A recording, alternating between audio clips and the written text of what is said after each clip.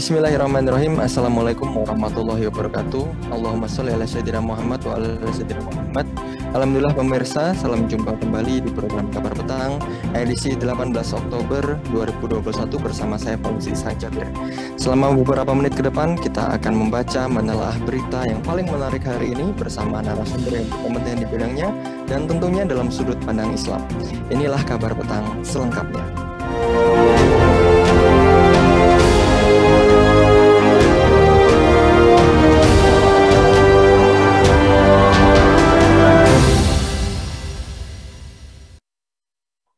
Sejumlah stasiun pengisian bahan bakar SPBU beberapa hari terakhir mengalami kelangkaan bahan bakar minyak BBM, khususnya jenis solar. Akibatnya terjadi antrian panjang di SPBU.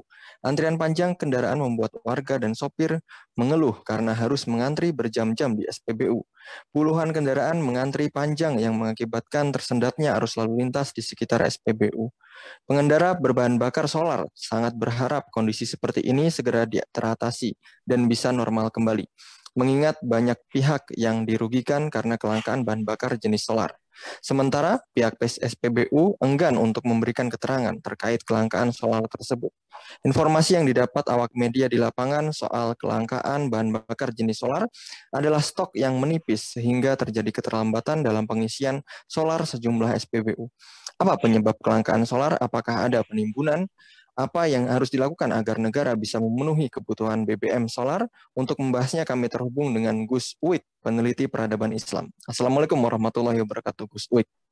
Waalaikumsalam warahmatullahi wabarakatuh. Alhamdulillah. Sehat Gus Uik? Alhamdulillah sehat. Alhamdulillah. Baik Gus Uik. Pertama, warga sejumlah wilayah di Indonesia mengeluh kesulitan mendapatkan bahan bakar minyak atau disebut BBM di SPBU. Sejumlah SPBU juga menyatakan stok BBM kosong. Tampak sejumlah SPBU memasang tanda kehabisan stok juga terkait dengan solar khususnya. SPBU itu juga memasang tanda kehabisan stok BBM jenis solar. Apa yang menyebabkan sebenarnya kelangkaan solar saat ini, Bung? Apakah ada penimbunan? Makasih ini Kang Fauzi ya. Yang pertama, memang terjadi kelangkaan ya di solar, dan ini solar ini adalah solar yang disubsidi ya. Sedangkan solar yang solar industri ini tidak terjadi kelangkaan. Jadi memang perlu kita bedakan, yang terjadi kelangkaan adalah di solar yang subsidi. Dan ini memang bukan hanya terjadi di Jawa Tengah saja ya, Jawa Timur juga iya, sampai kemudian di Sumatera juga sama ini. Kondisinya terjadi kelangkaan yang sangat luar biasa. Nah, kalau kemudian kita lihat nih apa yang disampaikan oleh Pertamina ya, Pertamina mengatakan bahwasanya kelangkaan ini ternyata kalau versi Pertamina itu disebabkan karena memang kondisi PPKM ini sudah mulai berbeda kondisinya. Nah, artinya memang sudah mulai naik dari level 4 atau yang kemarin sempat jadi darurat ya, kemudian naik ke level 3 atau level 2. Dan di sini kemudian terjadi pergerakan. Nah, oleh Pertamina dikatakan karena pergerakan inilah yang kemudian konsumsi terkait dengan solar itu menjadi naik, sehingga seolah-olah terjadi kelangkaan. Nah, ini versi Pertamina. Nah, yang menjadi menarik itu ada beberapa yang mengatakan, dan beberapa tayangan itu kan terjadi penangkapan terkait dengan penimbunan ya. Tapi menurut saya itu tidak signifikan. Memang ada beberapa penimbunan, tapi kan itu tidak banyak. Contohnya adalah yang ditangkap misalnya satu tangki besar gitu kan, solar. Tapi itu kan nggak signifikan terkait dengan terjadinya kelangkaan yang ada di Jawa Tengah, Jawa Timur, sampai di Sumatera itu. Nah, karena itu menurut saya kelangkaan ini sebenarnya lebih faktor pada manajemen sebenarnya. Manajemen. Kenapa kok saya katakan manajemen krisis ini? Karena begini, pertama kalau kita lihat nih, sebelum adanya pandemi COVID gitu kan, pemerintah ini kan jadi gini, solar ini kan, solar yang subsidi ini kan memang dijatah ya dijatah oleh pemerintah karena memang dia itu disubsidi. Jadi jumlahnya itu tertentu saja. Nah, kalau kita lihat nih dari data pemerintah yang dikeluarkan, jadi pemerintah itu hanya memproduksi sekitar 16.000 ya. 16.000 kalau di sini ya 15,1 juta kiloliter ya. Nah, untuk yang solarnya atau BBM-nya itu sendiri. Jadi kalau melebihi itu maka kemudian pasti habis, gitu kan? Pasti habis. Nah, kalau kita lihat apa yang disampaikan Pertamina dari apa yang saya sampaikan tadi, ternyata Pertamina tidak menunjukkan, tidak menyampaikan sekarang stok yang kepakai itu berapa. Cuma kemudian Pertamina mengatakan ini dikelola ya supaya nanti sampai akhir 2021 ya itu jatahnya itu masih cukup gitu. Jangan sampai nanti di loss, ketika di loss ini akhirnya nanti di akhir tahun itu malah kehabisan. Nah, jadi ini terkait dengan manajemen krisis ini. Nah, cuma kan yang menjadi menariknya kan begini, kenapa kok kemudian ini tidak diantisipasi? Tidak diantisipasi artinya gini, kalau itu alasannya COVID gitu kan, COVID. Nah, menurut data yang ada itu kan kemudian semua dana yang ada itu memang diarahkan ke COVID. Artinya pas COVID kemarin itu kan konsumsi BBM ya termasuk juga solar itu kan turun drastis. Sehingga kemudian dana terkait dengan subsidi itu sebagian memang diarahkan untuk penanggulangan COVID. Cuma kan kemudian ini kan harus diantisipasi bagaimana setelah ada gelombang 1, gelombang 2, terus kemudian mulai ada pergerakan ekonomi, itu di bulan keberapa, itu kan harusnya bisa dimitigasi kan, dimitigasi sehingga kemudian ketahuan nih, oh bulan sekian ini sebenarnya konsumsi nanti pasti akan naik gitu misalnya. Nah, sehingga kemudian ini bisa diantisipasi dengan baik gitu kan. Tidak kemudian terjadi kondisi seperti ini gitu kan. Dan alasannya selalu klasik gitu kan. Selalu klasik, oh ini karena COVID gitu kan. Setelah ada ekonomi baik ini naik gitu kan. Jadi ini di luar prediksi dan seterusnya. Loh ini kan sesuatu yang harusnya bisa dimodulasi ya, diprediksi sehingga kemudian bisa diantisipasi dan ini kan itu satu. Terus yang kedua, ini yang menarik ya, ternyata solar industri, ya, kalau tadi kan solar subsidi ya yang terjadi kelangkaan, ternyata di solar industri itu justru malah terjadi overstock, gitu kan, overstock dan kemudian yang ada solar itu malah oleh Pertamina sebagian itu diekspor. Coba bayangkan, ini kan terjadi hal yang kontradiktif ya. Solar industri itu terjadi overstock, gitu kan, apa yang disampaikan oleh Pertamina sampai kemudian dia ekspor, tapi kemudian solar yang subsidi ini diirit-irit, gitu kan, sampai kalau bisa sampai di akhir tahun itu bisa tercukupi atau sesuai dengan jatah subsidi itu, gitu kan. Nah, ini yang menurut saya ini juga faktor kedua yang menurut saya ini kurang nggak masuk di logika, gitu kan. Kembali lagi karena memang tadi terminologi solar bersubsidi ini, gitu kan. Nah, seharusnya kalau ini untuk kepentingan rakyat, kenapa kalau kemudian ketika rakyat terjadi kekurangan, gitu kan, seharusnya itu kan segera dicukupi, itu kan. Jangan kemudian gara-gara ini jatah subsidinya sekian, maka ya sudahlah diterima gitu kan. Kalau pun kurang, ya karena subsidinya sekian gitu. Nah ini kan sesuatu yang menurut saya nggak tepat gitu. Jadi masalahnya bukan di sisi penimbunan sebenarnya, tapi masalahnya terkait dengan tadi dua hal. Yang pertama adalah manajemen krisisnya itu, terus yang kedua terminologi antara subsidi dengan yang industri ini. Ternyata terjadi ketimpangan yang luar biasa dan ini tidak terjadi segera switching gitu kan, switching yang ya istilahnya menjadikan solar yang itu dijual itu segera untuk di-convert ke yang subsidi itu untuk memenuhi segera kebutuhan rakyat itu gitu kan. Baik, terima kasih Gus Uik. Gus Uik tadi juga dijelaskan oleh Gus Uik terkait dengan manajemen krisis. Lantas bagaimana penilaian Gus Uik terkait dengan sistem tata kelola PT Pertamina saat ini, Gus? Apa yang membuat Pertamina memiliki hutang dalam jumlah yang besar? Apakah PT Pertamina juga semakin jauh dari fungsinya?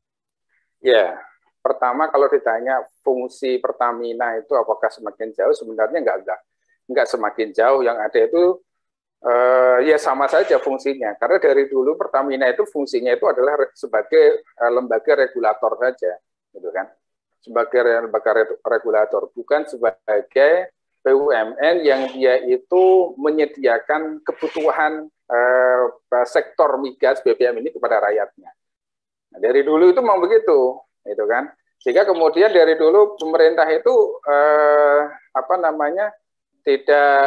tidak bertanggung jawab, apalagi kemudian sekarang ada undang-undang migas ya, yang semua itu dikelola oleh BPH Migas, di mana Pertamina itu adalah menjadi salah satu operator saja yang dia itu bersaing dengan istilahnya perusahaan yang lain, gitu kan. Nah, baik itu swasta nasional maupun swasta asing. Nah, ini kan menjadi seru dalam konteks sekarang. Jadi memang sekarang itu Pertamina pure sebagai produksi saja. Masalah tata kelola distribusi ini untuk industri ini untuk subsidi dan macam-macam itu ternyata bukan domain dari Pertamina, tapi domainnya dari BPH Migas. Nah, oleh karena itu kalau ditanya apakah memang fungsinya ini ya semakin liberal sekarang kan itu. Tidak ikut cawe-cawe terkait dengan kebutuhan rakyat. Nah, walaupun kemudian dalam konteks pemenuhan subsidi itu yang ditunjuk pemerintah itu Pertamina gitu. Makanya kemudian menjadi menarik kan begini, itu satu ya. Nah, terkait dengan tata kelola permigasan atau perminyakan atau BBM di Indonesia, ini menjadi menariknya begini. Adanya undang-undang migas itu, gitu kan, pengelolaan distribusi dan semuanya itu kan dikelola oleh BPH Migas, gitu kan. Dan Pertamina ini menjadi salah satu operator untuk produksi yang dia itu bersaing dengan perusahaan yang lain itu, baik swasta nasional maupun swasta ini. Nah, yang jadi menarik kan di situ. Jadi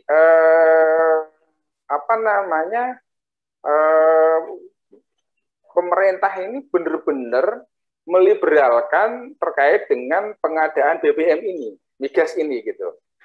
Jadi benar. Nah, faktanya apa? Faktanya gini, ketika terjadi kelangkaan ini, ya data yang dikeluarkan itu kan datanya Pertamina. Nah, Pertamina mengatakan stok BBM itu aman gitu kan. Nah, tapi kemudian yang menjadi menarik itu kenapa kok kemudian stok produksi dari perusahaan-perusahaan yang lain, dalam hal ini bisa jadi banyak yang asing itu nggak pernah disentuh, gitu kan? Disentuh. Nah, ini kan menjadi menarik kan? Kenapa kok kemudian data yang ada itu data dari Pertamina, bukan dari data perusahaan-perusahaan yang asing itu?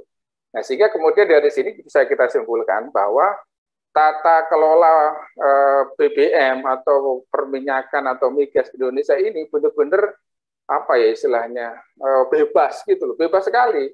Jadi pemerintah benar-benar sebagai regulator saja, nggak bisa mengendalikan produksi. Contoh misalnya gini, ada perusahaan asing yang melakukan eksplorasi lah di Indonesia itu kan. Datanya berapa, itu memang dilaporkan ke BPH Migas. Tapi kemudian dia itu disalurkan kemana, entah itu langsung dijual ke luar negeri, ataukah dijual ke dalam negeri, itu menjadi hak dari perusahaan itu, gitu loh. Coba bayangkan, ini kan jadi sesuatu yang luar biasa, gitu kan? Sehingga pemerintah Indonesia itu nggak bisa mengendalikan ya perusahaan-perusahaan asing yang dia itu mengeksplorasi BBM di Indonesia, itu nggak bisa mengendalikan. Nah, ini kan akhirnya menjadi carut marut kan, wajar kalau sering terjadi kelangkaan BBM dan macam-macam itu karena salah satunya itu tata kelolanya seperti tadi, gitu kan? Jadi pemerintah Indonesia itu tidak benar-benar mengelola sumber daya alamnya, ya migas itu dengan baik dan dia itu bisa mengontrol, ya baik itu produksi maupun distribusinya. Nah, dua-duanya ini faktor produksi dan distribusi ini nggak bisa dikontrol ini luar biasanya, ya. Yang hanya bisa dikontrol itu kalau produksi hanya Pertamina, sedang perusahaan yang lain itu nggak bisa dikontrol. Untuk distribusi, gitu kan, distribusi yang dikontrol hanya bisa Pertamina saja, sedangkan yang lain juga nggak bisa dikontrol itu. Ya, jadi memang agak ruwet ini untuk tata kelola apa namanya BBM di Indonesia ini. Wajar kalau kemudian sering terjadi kelangkaan seperti ini gitu loh. Nah, dan yang menarik seperti saya sampaikan tadi kan, satu sisi terjadi kelangkaan yang subsidi, tapi di sisi yang lain terjadi apa namanya overstock yang itu kemudian sampai diekspor gitu kan. Nah, sudahlah tinggi. Nah, satu sisi yang lain ya, contoh ini, pemerintah itu nggak bisa mengendalikan. Kalau kita lihat data impor migas, ternyata impor Indonesia itu tinggi. Solar itu tinggi. Nah, solarnya solar BB ini ya, yang industri ya, itu tinggi. Tapi kemudian yang menarik adalah ternyata overstock itu. Coba bayangkan, ya kan? Impor tinggi, tapi overstock di Pertamina ada. Sampai kemudian diekspor kan? Ini coba logikanya gimana? Lucu kan? Nah, ternyata setelah dicek oleh BPK Migas, yang melakukan impor itu bukan Pertamina, tapi perusahaan-perusahaan asing yang dia itu mengimpor BBM dari luar untuk dijual ke Indonesia. Loh, coba bayangkan. Ya. Kan jadi lucu ini kan. Nah, inilah yang kemudian kita itu akhirnya bingung juga loh, ini katanya Indonesia ini produsen minyak gitu kan. Tapi kalau kemudian terjadi banyak kelangkaan, ternyata memang terjadi carut-marut begitu kan. Tata niaganya itu, Masya Allah. Indonesia itu pemerintah nggak bisa, bukan saya nggak bisa mengendalikan baik produksi maupun distribusinya.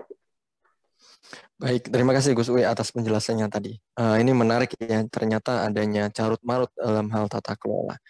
Lantas bagaimana Gus Uwe terkait dengan apakah ada keterlibatan pemerintah dalam kerugian yang dialami oleh PT Pertamina saat ini? Terus juga bagaimana kondisi keuangan BUMN? Lalu bagaimana perilaku pemerintah terkait dengan asas anggaran saat ini Gus Uwe? Ya, memang kita kan dengar juga ya bahwasanya Pertamina ini mengalami kerugian yang cukup luar biasa.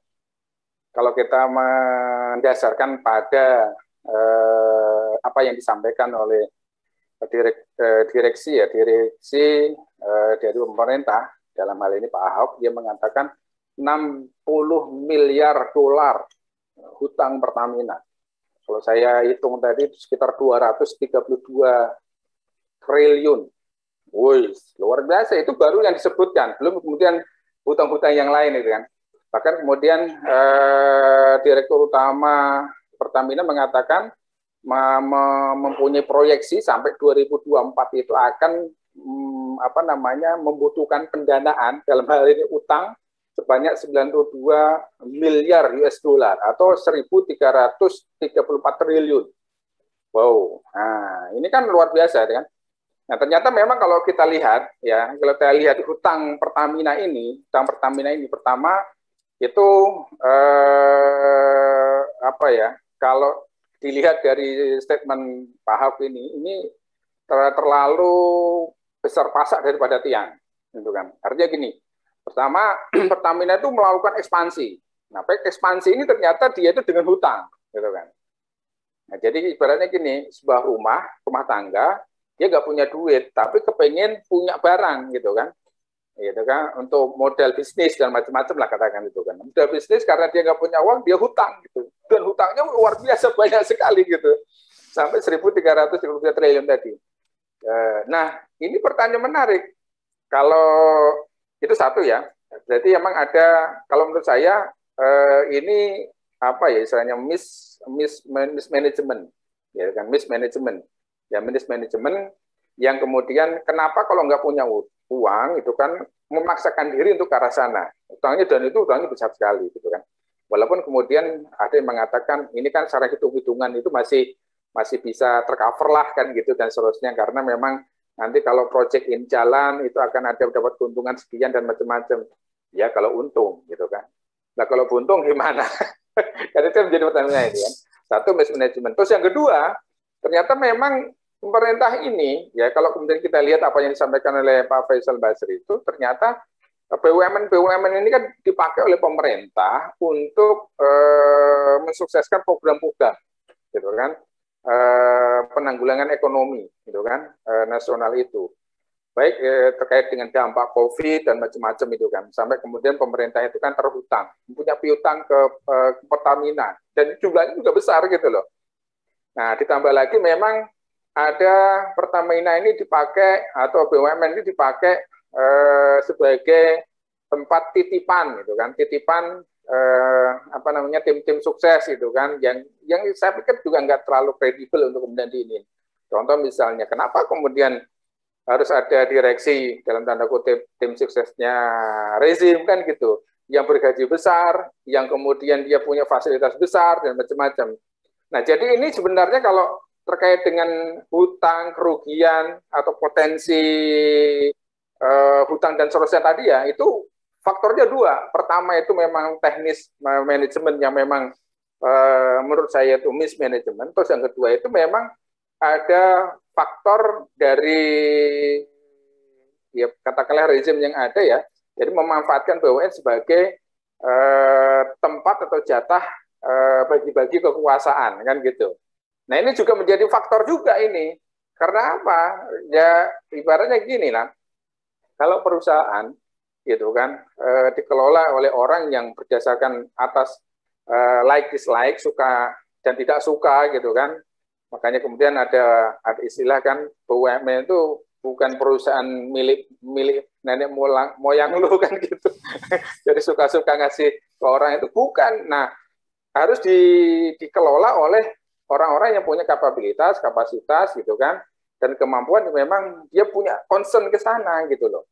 Nah, ini yang menjadi problem kalau selain memang besarnya istilahnya cost yang dikeluarkan itu besar untuk menggaji ya kan, orang yang tidak tepat, ditambah lagi orang tidak tepatnya ini itu melakukan kebijakan-kebijakan yang bisa jadi nggak sesuai dengan role-nya gitu loh. Ya sudahlah.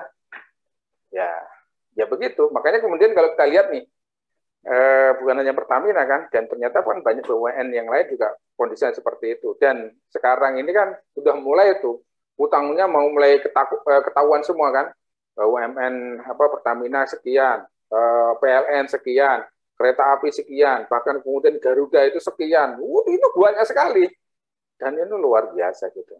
Nah itu kalau menurut saya jadi mismanagement sendiri. Terus yang kedua adalah karena memang faktor pemerintah yang tidak memposisikan BUMN itu dengan sebenarnya gitu kan. Dipilih atau ditempatkan orang yang tepat, terus pengelolaannya yang tepat, dan dengan integritas dan seterusnya itu.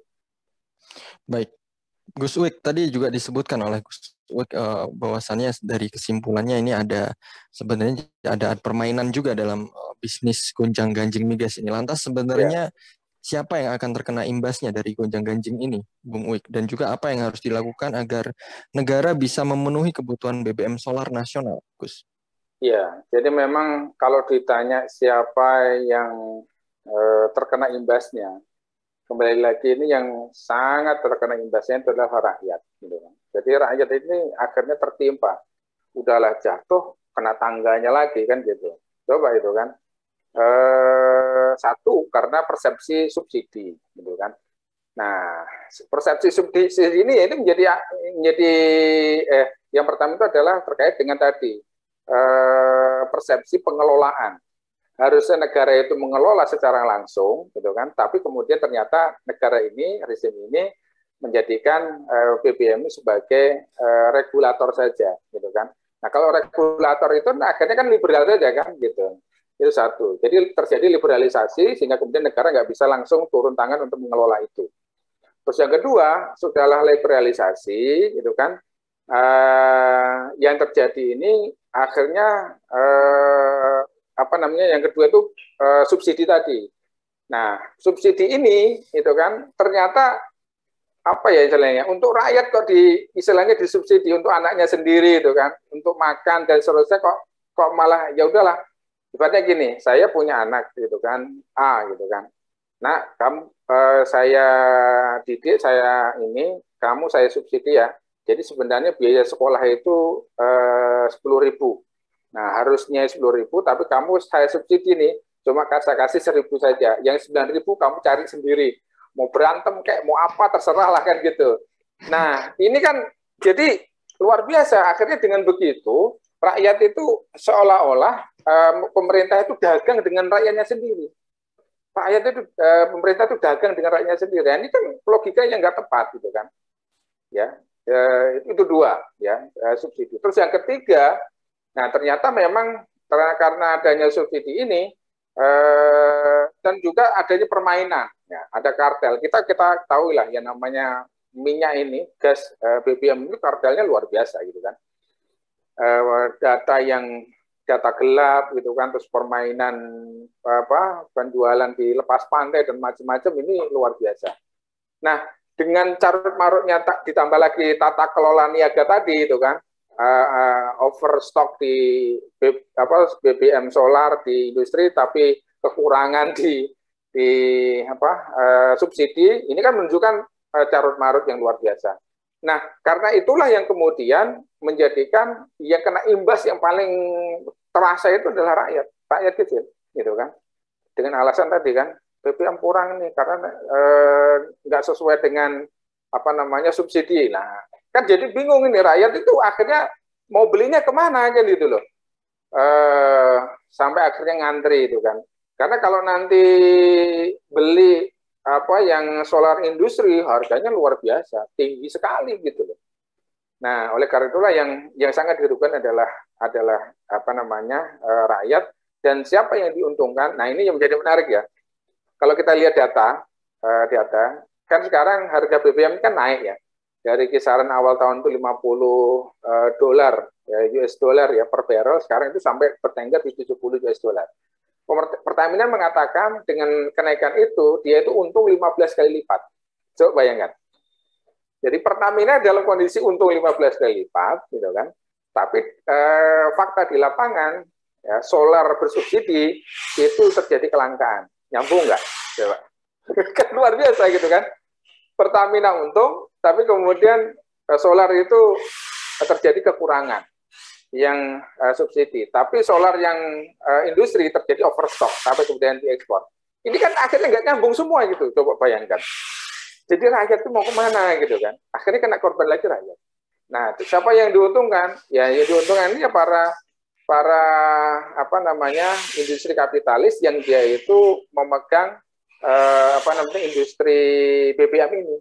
Ya, seperti yang saya katakan tadi, ya pegang operator produksi BBM itu kan bukannya Pertamina, tapi justru kalau kita lihat peta ya, peta penambangan BBM di mana peta Indonesia ya bendera merah putih ternyata kan nyaris ya sedikit sekali kan. Rata-rata itu bendera Inggris gitu kan, baik itu ConocoPhillips gitu kan, BP, British Petroleum gitu kan, dan macam-macam, Aramco dan macam-macam, itu kan perusahaan asing semua itu kan. Nah, jadi yang menikmati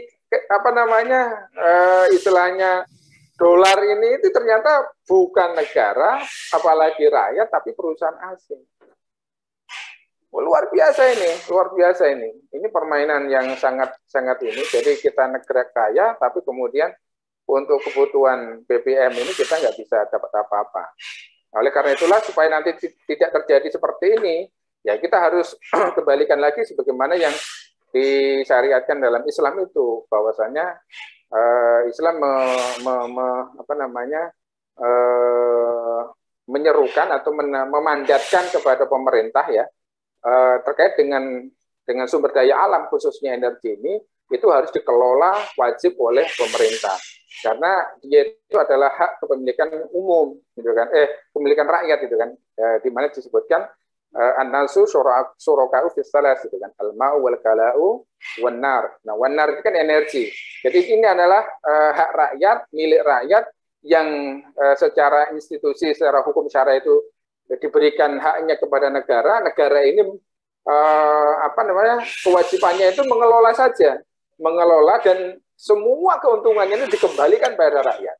Jadi nggak boleh itu dijual kepada asing, diberikan kepada asing, gitu kan? Pemerintah hanya sebagai regulator saja itu nggak boleh, haram hukumnya, gitu kan? Haram hukumnya. Yang ada itu dikelola oleh negara. Semuanya, nah dikelola negara itu bukan berarti pemerintah itu yang mengelola semua, enggak. Jadi boleh misalnya swasta mengelola, tapi itu di bawah kendali pemerintah, di bawah pengelolaan pemerintah. Mereka itu sebagai istilahnya gini, subkontrak saja, gitu kan. Dan untuk eksplorasinya itu boleh ini. Tapi semua itu di bawah kendali pemerintah gitu loh.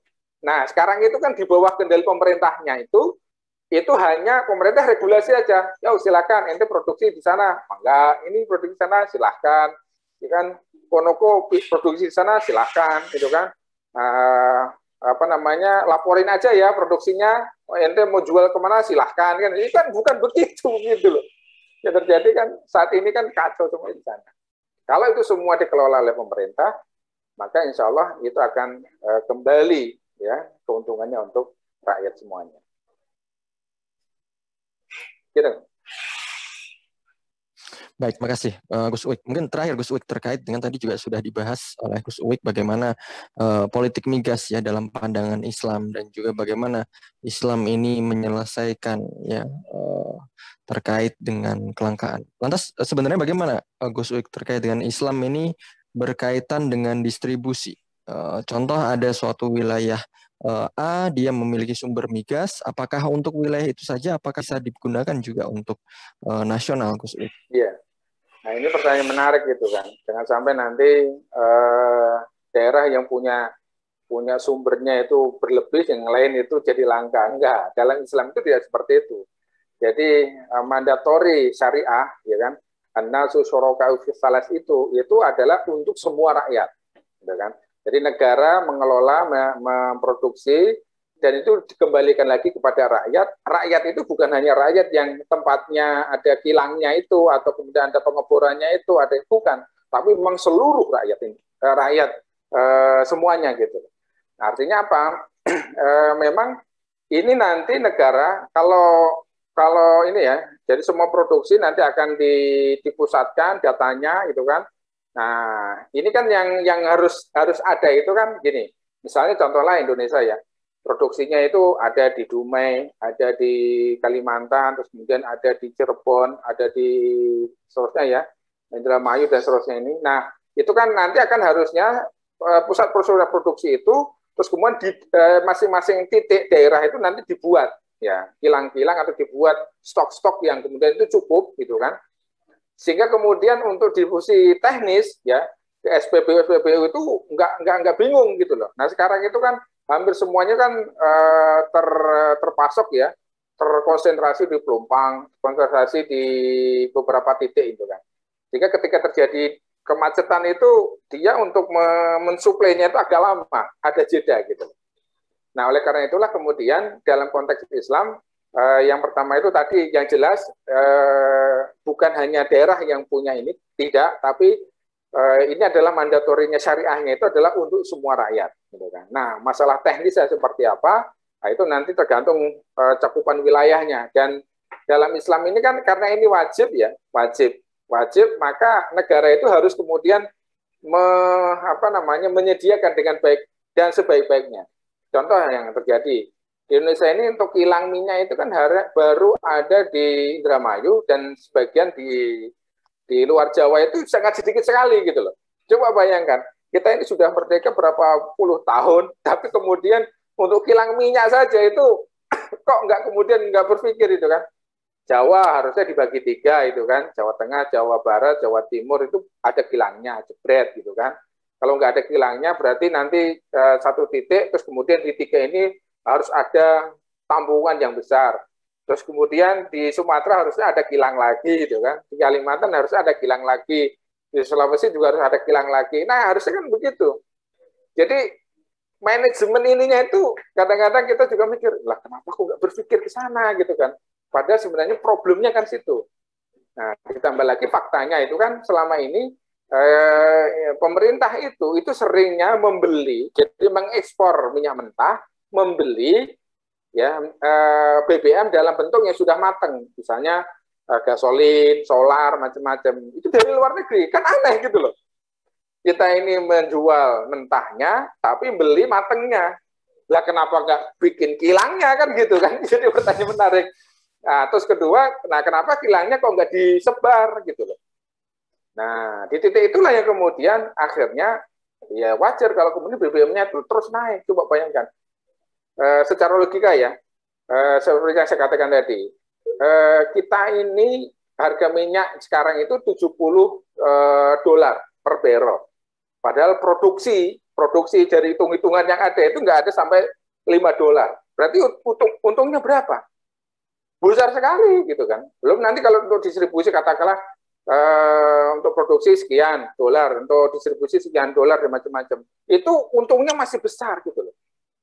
Nah, sekarang pertanyaannya kenapa untung besar itu nggak kemudian menjadi sebuah berkah bagi rakyat Indonesia gitu loh. Ya kan? Tapi justru kemudian untung besar itu kok yang menikmati orang lain. Nah, janji pemerintah itu kan, ya nanti kalau harga naik, BBM akan turun. Gitu kan? Nah, sekarang yang terjadi apa? BBM harga mentah naik, gitu kan? BBM turunnya dikit-dikit, kadang cuma 100, 200, gitu kan? Tapi ketika kemudian BBM-nya turun, gitu kan? Nah, terjadi kenaikan harga yang cukup signifikan, gitu kan? Tapi ketika naik, turunnya dikit-dikit. Nah, ini kan jadi bingung, gitu kan?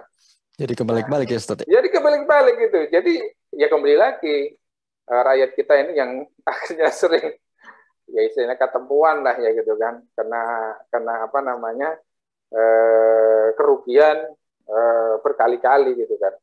Dan ini sangat luar biasa, harga BBM kita itu kan sudah sangat tinggi, walaupun kemudian ada yang mengatakan itu kan kita masih rendah dibanding yang lain, begini loh, beda, mereka itu kan bukan negara produsen gitu kan, kita negara produsen, itu harusnya kan begitu. Baik, terima kasih Gus Uwek dari peneliti peradaban Islam. Alhamdulillah, pemirsa Kabar Petang, semoga Anda mendapatkan banyak manfaat dari acara kami. Sampai bertemu lagi di jam yang sama, di channel yang sama. Jangan lupa subscribe, like, dan juga share channel ini. Akhirnya saya Fauzi Ihsan Jabir bersama kru yang bertugas mohon undur diri. Wassalamualaikum warahmatullahi wabarakatuh.